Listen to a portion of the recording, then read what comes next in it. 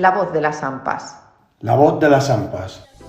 La voz de la escuela, la voz del maestro, la voz Un espacio para oír a las madres y padres de los centros públicos. Para dar visibilidad al trabajo que estamos haciendo desde las asociaciones de madres y padres. juega, piensa, escribe, aprende. La escuela es un tesoro para los que lo defienden. Este curso, el equipo de redacción lo componen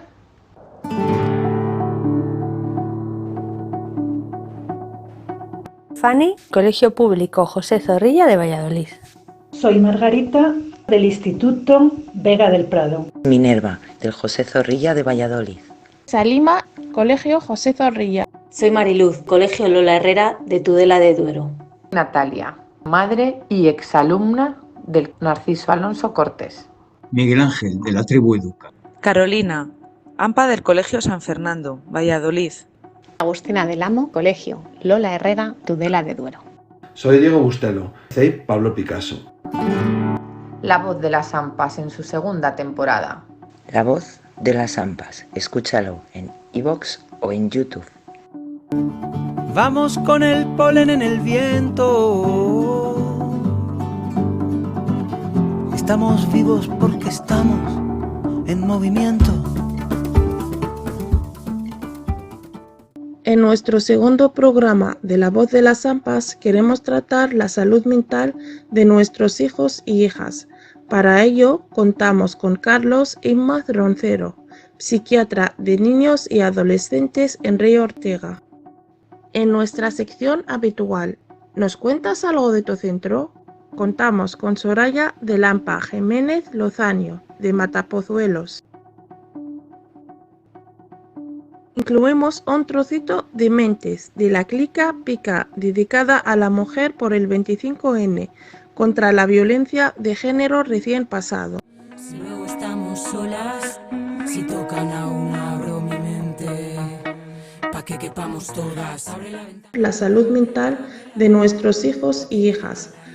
Abre la ventana, ábrela. Hay un dato muy preocupante. Cada año en España se suicidan 70 adolescentes menores de 19 años. Tenemos que tener muy en cuenta el cuidado de la salud mental de nuestros niños y de nuestros adolescentes. Hay que ver, beba, tu vera.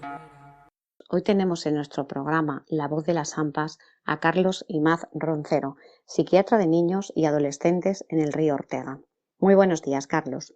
Queríamos hacerte una serie de preguntas porque el tema de salud mental en la infancia y en la adolescencia nos preocupa cada día más a los padres. ¿Existen ahora más problemas mentales en la infancia y en la adolescencia que antes? ¿Cuáles crees que serían las causas? Se puede decir que sí, que hay más problemas, claramente además, y sobre todo hay más demanda de atención. La gente necesita apoyo para atender, manejar, gestionar los diferentes estados psíquicos, emocionales y de conducta. Se detecta más la dinámica que nos ha provocado la pandemia de la COVID, pues es una presión que afecta a todos, pero en especial también a poblaciones más sensibles como son la infancia y la adolescencia.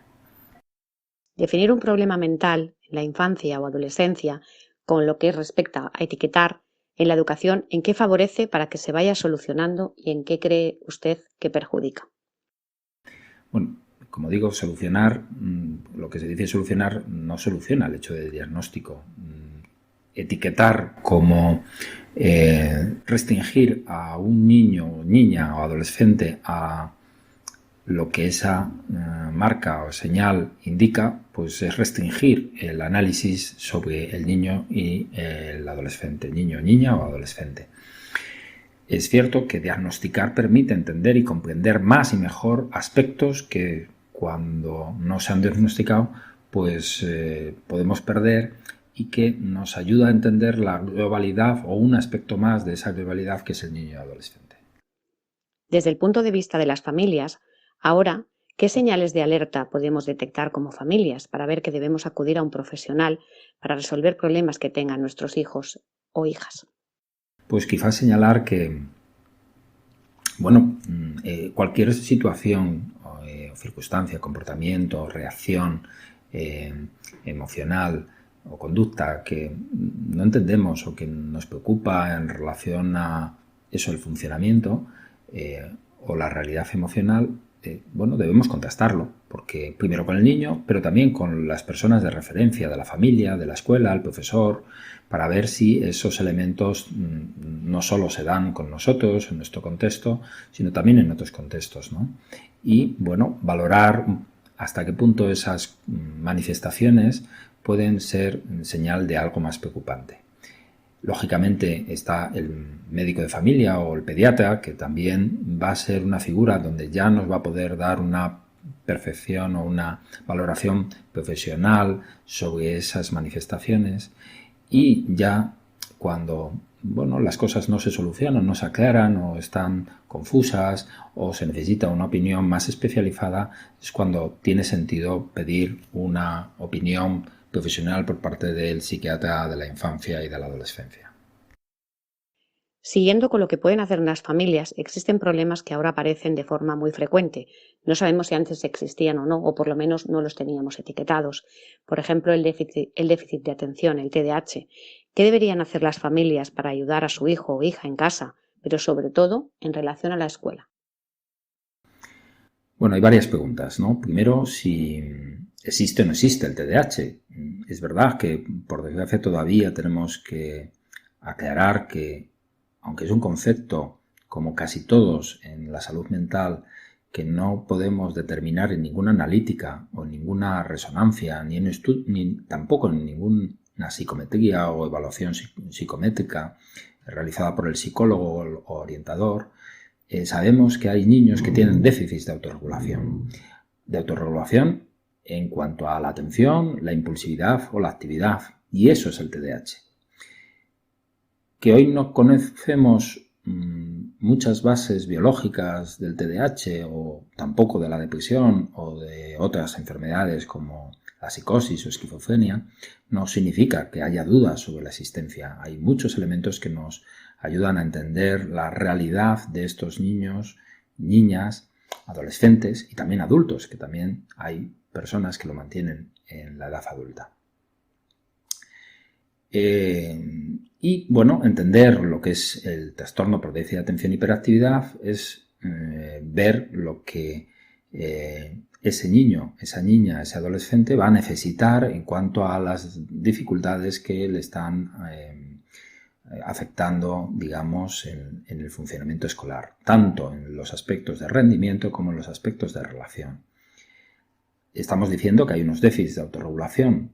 No hay que sustituir los déficits del niño, niña o adolescente, pero sí que hay que complementar o de alguna manera complementar la actuación, las dificultades y dar los soportes y apoyos para que el niño, la niña y el adolescente pueda abordar las exigencias y dar respuesta a las exigencias que, bueno, nos implica todo el proceso de aprendizaje. Que a veces implica disminuir exigencias, en muchas ocasiones puede ser así, pero en la mayor parte de los casos, más que disminuir exigencias, lo que se necesita es adaptar a la realidad de ese niño, niña o adolescente para poder sacar la realidad, la potencialidad de ese niño, de esa niña o de ese adolescente. Una nueva pregunta sobre preocupaciones familiares.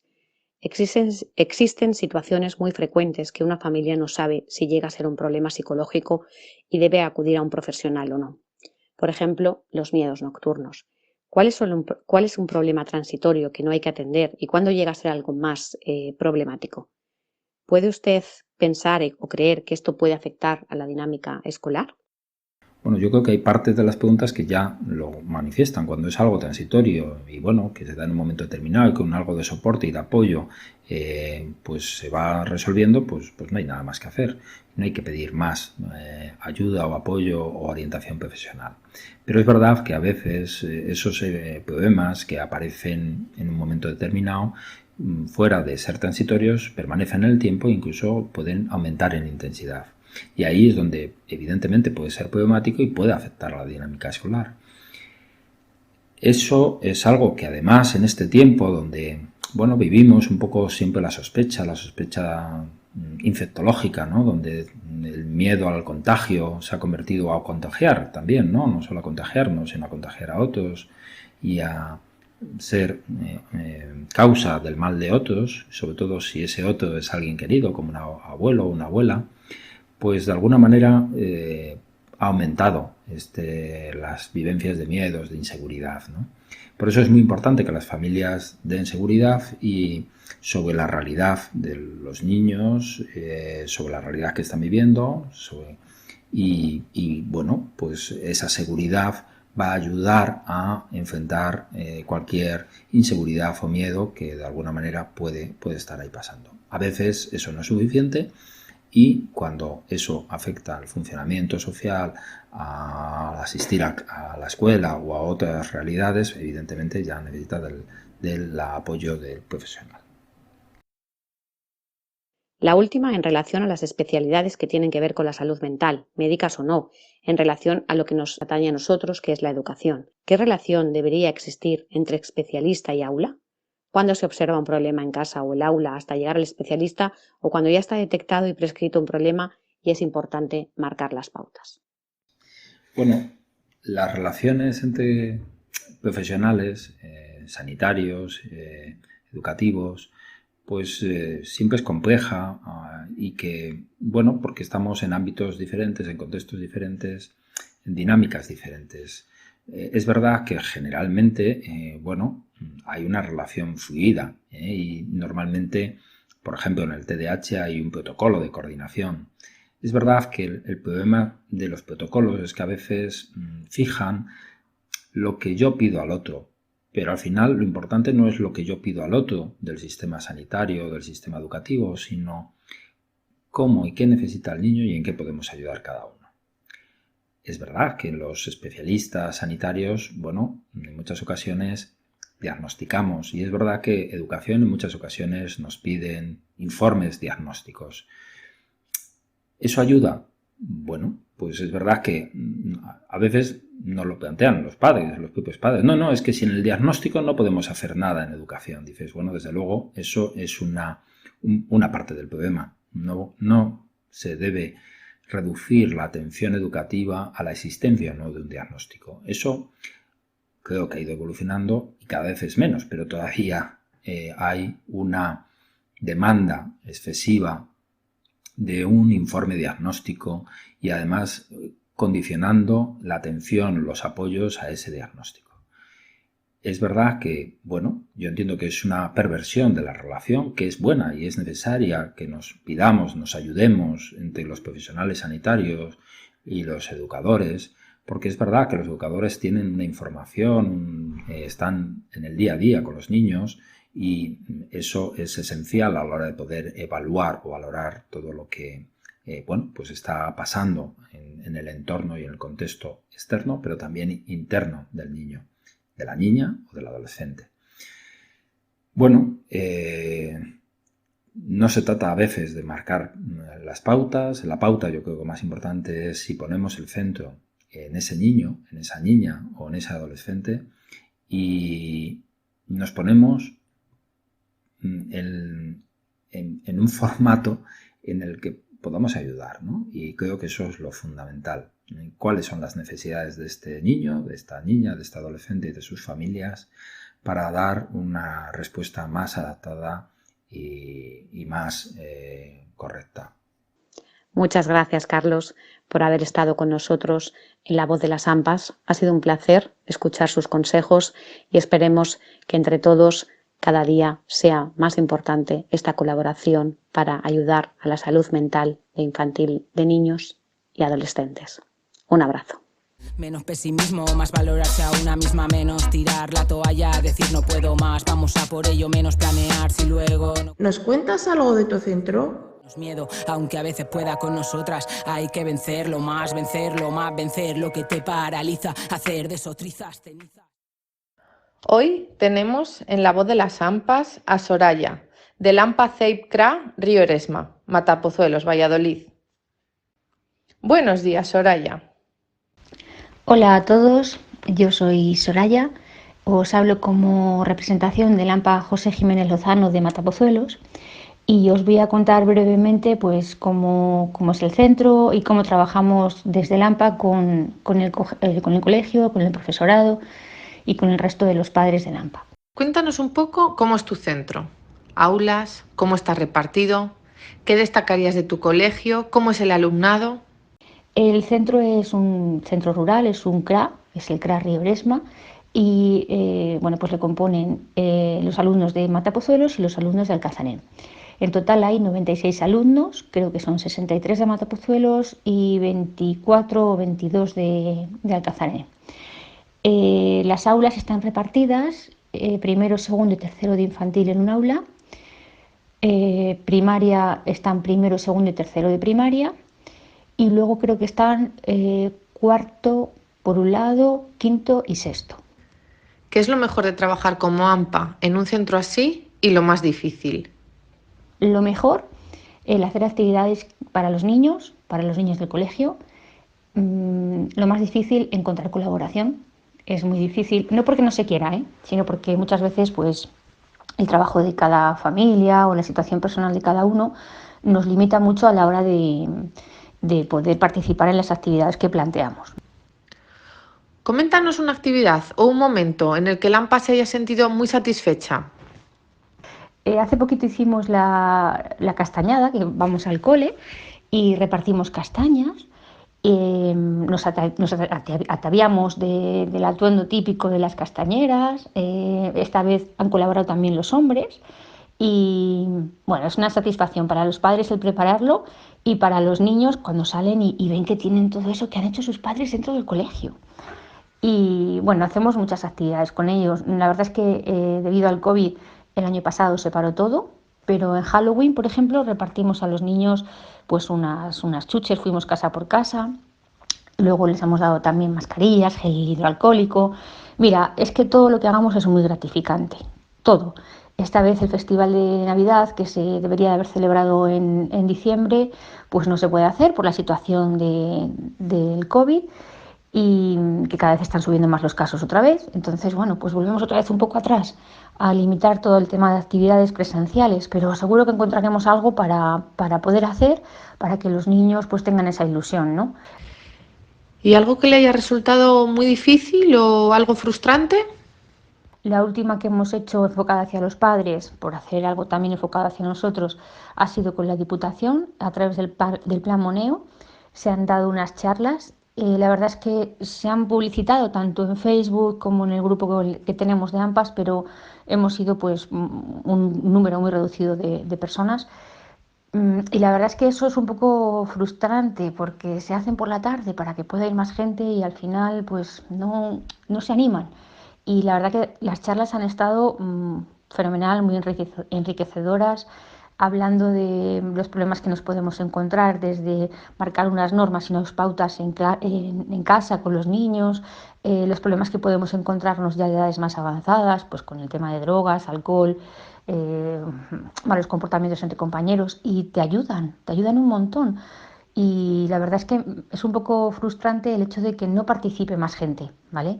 Es lo único que pondría como queja, pero en el resto la verdad es que tanto las actividades que hacemos el resto del año colabora bastante la gente, incluso fuera del ámbito escolar, porque Halloween lo celebramos tanto para el colegio como para niños de fuera del colegio, y la verdad es que este año empezamos con muy poquitos niños que acudían a esas fiestas. Empezaron a acudir niños que ya no eran del cole, empezaron a acudir otros niños pues de otros colegios o que viven en otras residencias y vienen los fines de semana al pueblo, y la verdad es que ha sido una participación espectacular, incluso ya con los establecimientos del pueblo. Se disfrazan, los niños hacen un recorrido, colaboran ya todos los niños, ya no solamente los del AMPA. Está fenomenal. Bueno, lo vamos a ir dejando. Si quieres añadir algo más. Pertenecer a un AMPA y hacer actividades para ellos, eso es enriquecedor al 100%. Así que yo os animo desde aquí a seguir colaborando con los AMPAs de vuestros centros, porque al final estáis colaborando con vuestros hijos. Muchas gracias, Soraya, por haber atendido a La Voz de las AMPAs. Bueno, un abrazo y espero haberos ayudado. Chao.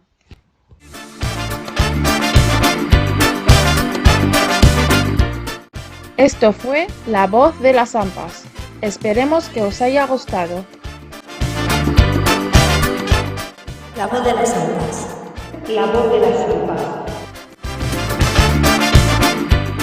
La Voz de las AMPAs. Escúchalo en iVoox o YouTube. Si tienes cualquier sugerencia del tema o comentario, déjalo en la plataforma que oíste el programa y lo tendremos en cuenta. Nos volvemos a ver en 15 días. Hasta el próximo programa. La Voz de las AMPAs.